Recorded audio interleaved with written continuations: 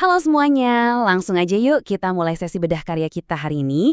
Kita bakal ngebahas sebuah tulisan reflektif yang, wah asli ini menyentuh banget. Karya dari Rinto Susanto. Judulnya, Bahagiaku Surga Mereka dan Deritaku Pilu Mereka. Di ulasan kali ini kita bakal diajak buat ngerasain perjalanan emosional yang luar biasa, tepatnya di sebuah momen kelulusan yang pastinya bakal ngebuka mata kita soal arti pengorbanan, penyesalan, dan pastinya cinta tanpa batas. Kalau selama ini kita ngerasa kesuksesan kita tuh murni karena kerja keras sendiri, nah materi yang bakal kita bahas hari ini kayaknya bakal ngerubah perspektif kita 180 derajat deh. Coba deh perhatiin baik-baik satu kalimat ini. Kalimat inilah yang jadi fondasi utama buat keseluruhan cerita kita hari ini. Bahagiaku surga mereka dan deritaku pilu mereka. Sang penulis, Rinto Susanto, nggak cuma sekadar bikin judul yang puitis loh.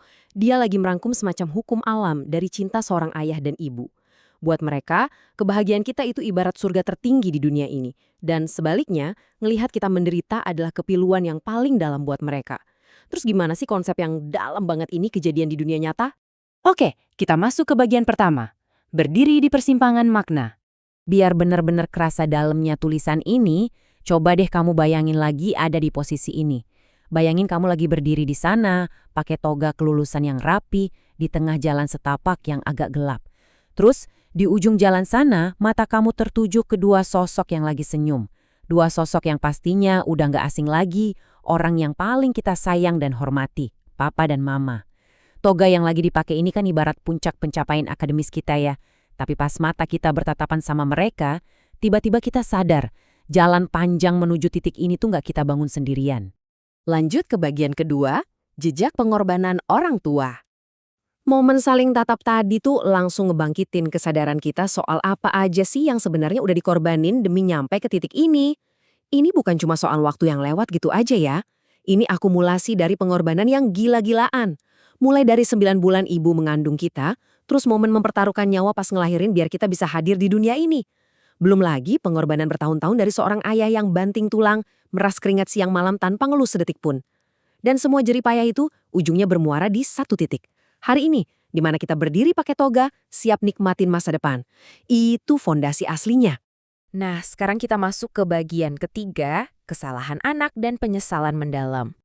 Tapi di tengah momen haru itu, narasinya tiba-tiba bergeser nih dan ngebawa rasa bersalah yang berat banget. Ada semacam perbandingan tajam yang bikin kita tertampar. Di satu sisi, kita disuguhin apa yang udah orang tua kasih sayang yang luar biasa lembut dari ibu, dan kerja keras yang gak ada capeknya dari ayah.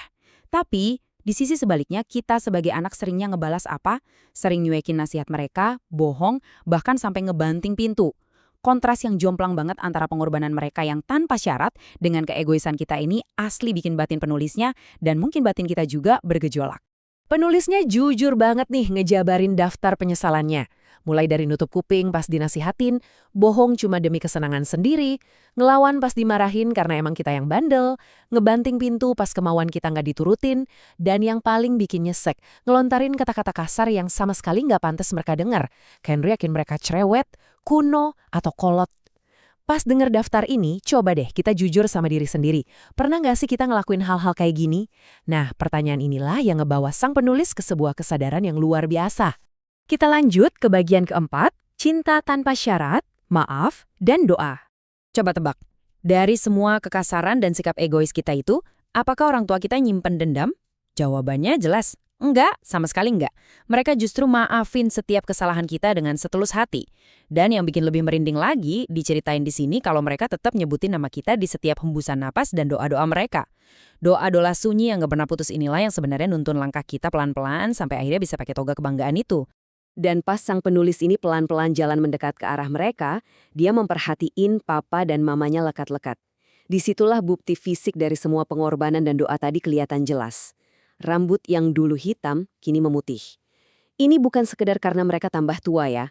Di momen refleksi ini, uban itu ibarat mahkota dari semua kecemasan, kurang tidur, dan keringat yang mereka peres buat masa depan anaknya. Terus, kita juga diajak buat ngelihat realita pahit ini. Kulit mereka yang dulu kenceng, kini mulai berkeriput.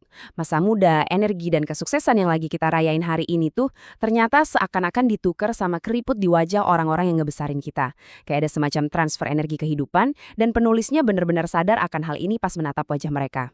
Dan puncaknya, beban berat buat ngebesarin kita itu secara harfiah udah ngerubah bentuk fisik mereka. Badan tegap dan kekar kini mulai membungkuk.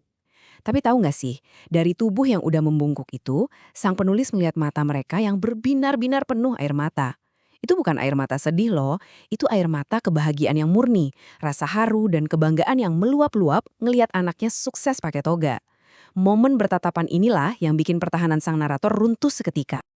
Akhirnya kita sampai di bagian kelima, pelukan syukur dan pemahaman baru. Nah, ini dia puncak emosional dari cerita kita hari ini.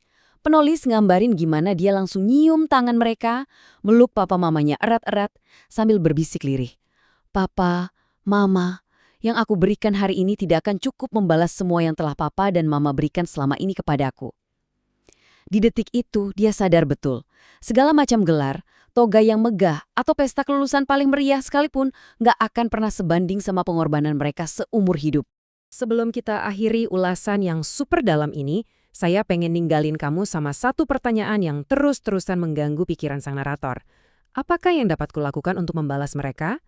Setelah kita napak tilas pengorbanan panjang mereka, sadar betapa seringnya kita bikin mereka kecewa, dan melihat langsung bukti cinta tanpa syarat mereka di tiap helai uban dan kerutan wajahnya, apa sih yang bisa kita lakuin hari ini juga buat ngebalas itu semua? Coba deh bawa pertanyaan ini buat bahan renungan kita bareng-bareng. Oke? Makasih banyak ya udah dengerin ulasan kali ini. Sampai ketemu di materi kita yang berikutnya.